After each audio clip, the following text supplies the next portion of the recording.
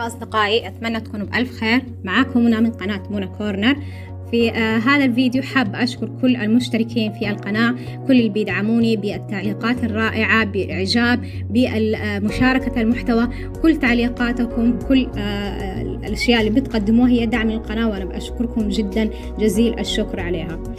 بتكون في أحيانا أنا كصانعة محتوى على اليوتيوب بيكون في بعض التعليقات، بعض الاستفسارات من بعض الإخوة، أحيانا الوقت ما يسعفني إني أرد عليها، أو أحيانا ما بيكون في عندي فكرة عن الشيء اللي هم بيسألوني عنه.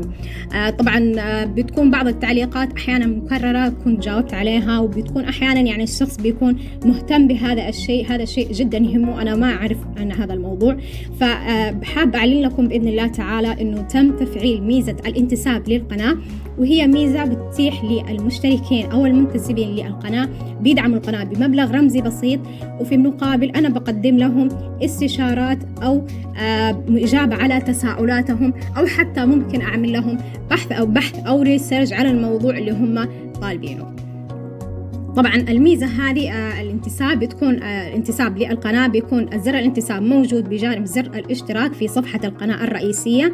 الانتساب مستويين، المستوى الأول حيكون بيقدم ميزات. الميزة الأولى، الميزات اللي بتكون موجودة في المستوى عبارة عن التواصل مع المنتسبين في وسائل التواصل الاجتماعي، الانتساب في التواصل مع الأعضاء المنتسبين في الواتساب، أيضا مشاركة الفيديوهات، مشاهدة التعليقات قبل المنتسبين أو المشتركين العاديين.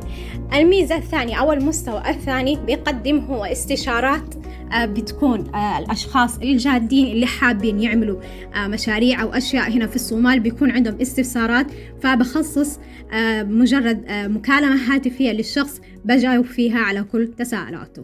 شكرا لكم.